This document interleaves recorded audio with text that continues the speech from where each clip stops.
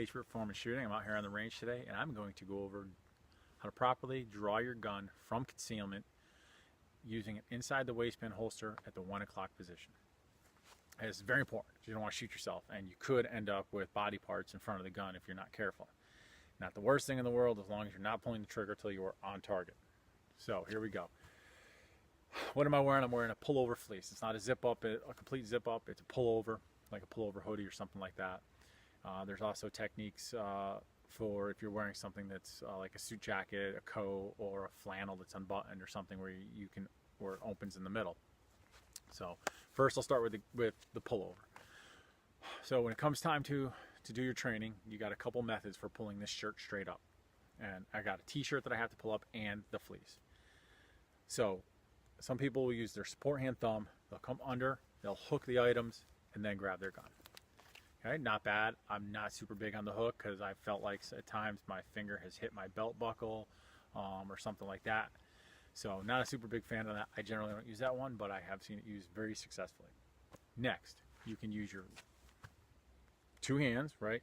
Grab the garment at the bottom, pull up, go to gun. Third, is use one hand and go straight to gun right off the bat.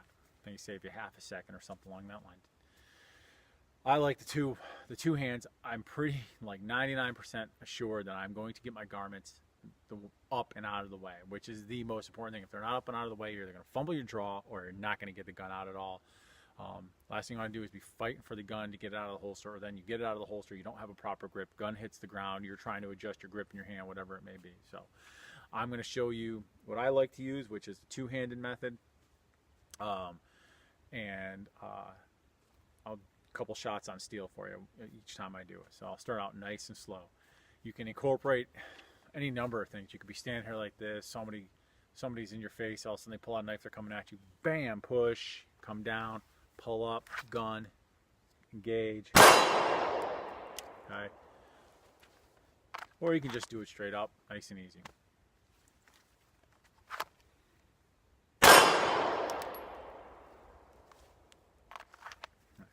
That's two hands. I'll do it a little bit faster. Do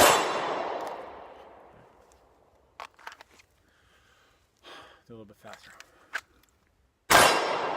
You notice I'm speeding up. Not much difference in time. You see me getting caught in this cord a little for my timer. You know, obviously I'm not going to have this on me in real life. Let me take that off right now. I don't need this for what I'm doing. I don't need a start buzzer. I'm not timing anything or anything like that. Sometimes I use it just for the buzzer, but I don't need that right now. That in my back pocket. All right, so I'll show you the one-handed real quick because you might use, maybe you got a family member with you, you want to push them out of the way, you're grabbing the garment. Okay, maybe the person's coming at you, boom, you hit them like that, you grab it.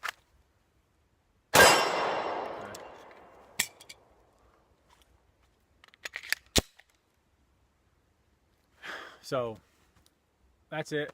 Now, when you're practicing this at home, okay, because you should practice this somewhere else before you practice it live on the range. Okay, some key things to remember. Where's the gun pointed when you go to draw it? If you happen to have my gun's right here, muzzle is here, pointing down, straight line like this right now. If I happen to have this leg forward, okay, and I go to draw, I am muzzling myself. As long as I keep my finger off the trigger till I'm on target and ready to shoot, or I'm coming on target ready to shoot, it's not a huge deal, in my opinion. It's more important to get the gun out. Finger discipline, trigger, finger discipline. Okay. But at some point, with inside the waistband, there's a possibility. Even if you're carrying inside the waistband back here, you could be muzzling yourself.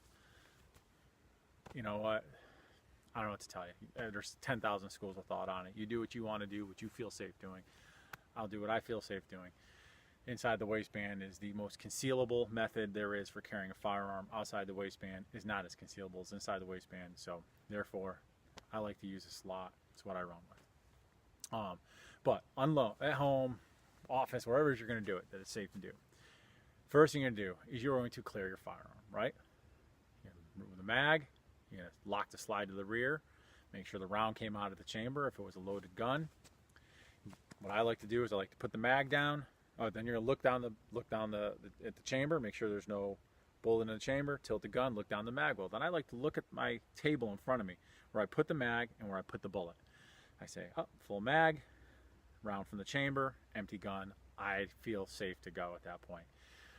Empty gun, get it in your holster, get your holster where you want it, and then do a ton of dry draws, okay, where the gun is empty, and just draw, just nice and slow. Don't go for speed. Start off slow, build good, consistent, clean repetitions. Okay? Good, consistent, clean repetitions. You can start without a cover garment, just getting the gun out. Okay, then add your cover garment in. Start with an open one. Start with a non-open, whichever one you want to do. Okay. Oh, for the open one. Okay, so if this was unzipped down here right now, again, if it's zipped, same thing. I'm just do it the same way. But if it was unzipped, I have two options. One is I can grab it, fling it out of the way, and then as I go to get my gun, this arm, I usually keep it tight to my body. For me, it pins it out of the way. If you're out here like this and you're flailing out, tuck your arm in. My recommendation, it's lower profile, less chance of it hitting something or getting shot or whatever. Keeps it out of the way. Or you can use your support hand, reach around. You can grab it and pull it from behind out of the way. I've seen people do that. Those are your methods for that. Whichever way you're going to do it, practice it dry until you have it down smooth. When you have it down smooth, then you can go to the range, load up your pistol, and have at it. Get to the range, hey, do a couple dry repetitions first. I always like to tell people, do some dry fire repetitions right before you go to the range or at the range. Same thing with your holster work. Do some dry repetitions. If your range allows you to draw from the holster, do some dry repetitions first, and then go hot. Nothing wrong with refreshing the memory, okay? Getting that good, solid, safe repetition in before you're going hot. Okay. Now, if you're experienced at this and you don't need to do the dry repetitions, hey, have at it. That's fine. You're good to go. I'll tell you what, I dry rep this at home, then I come to the range, I do it live. Though, can't tell you enough to make sure you're just doing it safe. Again, remove the magazine from the gun, lock the slide to the rear, inspect the chamber, inspect the mag well, then look down where you have the magazine and the bullet from the chamber, and assure you that the gun is cleared before you start your practice. Last thing you want to do is get somebody hurt or killed, or yourself for that matter. Hope this helps you. Stay safe. Practice safe. Have a great day. This is Frank with Patriot Performance Shooting.